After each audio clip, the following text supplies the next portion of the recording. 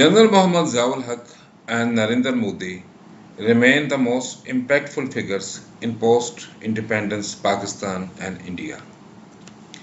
Each is credited with rewriting the national culture and thus profoundly affecting social, political, and economic institutions.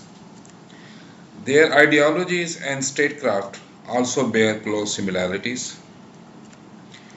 Zia remains to date Pakistan's longest serving ruler.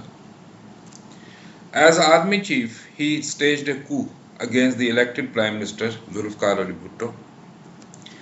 Zia then set out to refashion a liberal republic into a retrogressive dictatorship. Zia defined political and cultural ideals of Pakistan in terms of his myopic notion of religion. The ideals entailed dismantling democracy, rooting out all dissent, and overhauling what he called the decadent national culture. A corresponding narrative was also constructed. The narrative provided that there were irreconcilable clash between Muslims and non-Muslims. The antagonists were out to obliterate Islamic culture and values in the name of human rights and civil liberties. Every Muslim must fight anti-Islam forces. The war had to be fought on all fronts: political, economic, cultural, ideological, and military. Zia, the narrative said, was chosen by Allah to spearhead that war against the infidels. He was a true Mard Momin or man of the faith, and his regime was destined to usher in a golden era for not only Pakistan but for the entire world of Islam. The narrative especially targeted religious minorities in Pakistan and empowered the clergy or mullah and encouraged the rise of private armies or lashkars and thus resulted in Talibanization or militarization of Pakistani society. A whole generation came in thrall of that diabolical narrative, looking for another Mard Momin. In India, a similar narrative was taking shape in 1990s. The architect of that narrative was Bharatiya Janata Party. BJP's roots go back to RSS or National Volunteer Corps. The mission of RSS is to rebuild India into a strong, unified state fashioned on Hindu values or Hindutva. Formally set up in 1980, BJP inherited RSS mission. Since its inception, the BJP has been fiercely opposed to secularism, not even sparing India's founding fathers for their secularism.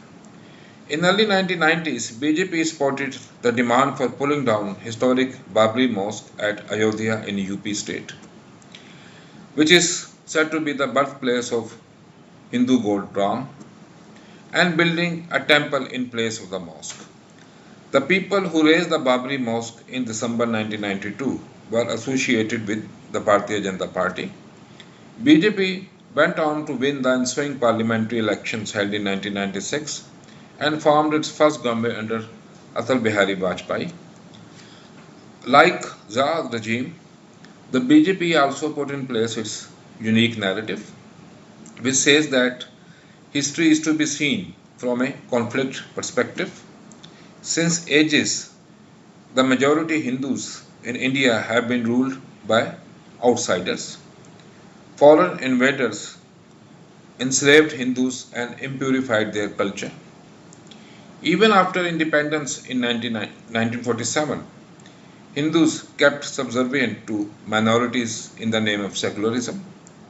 Appeasement of minorities, particularly Muslims, continued in India until the rise of Narendra Modi. History of a truly independent India, according to Hindutva narrative, begins with Modi's victory in 2014 and his installment as India's Prime Minister. Modi is committed to turning the centuries-old tide against Hindus. It must be admitted that Hindutva narrative is not wholly baseless. For most part of its history, India has been ruled by foreigners such as Greeks, Arabs, Mongols, and Europeans.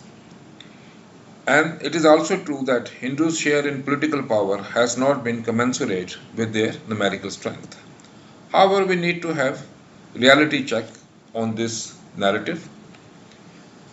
The veritable majority of today's North Indian Hindus, including Modi and other BJP leaders, are descendants of Aryans.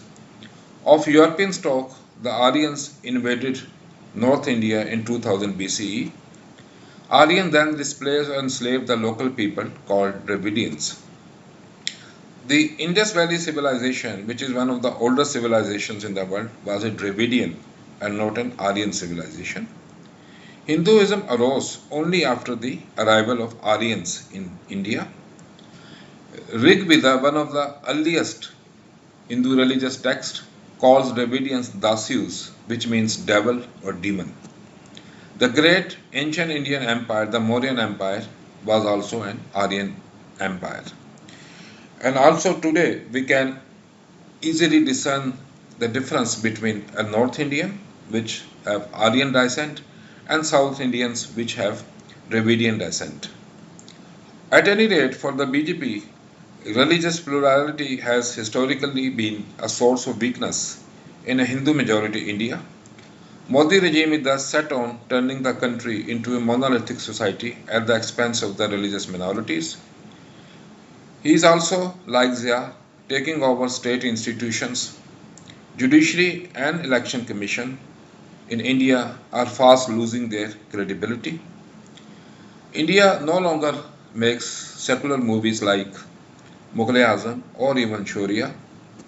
Today, the Bollywood is in thrall of Hindutva narrative and thus is making movies like the Kashmir Files and the Bengal Files.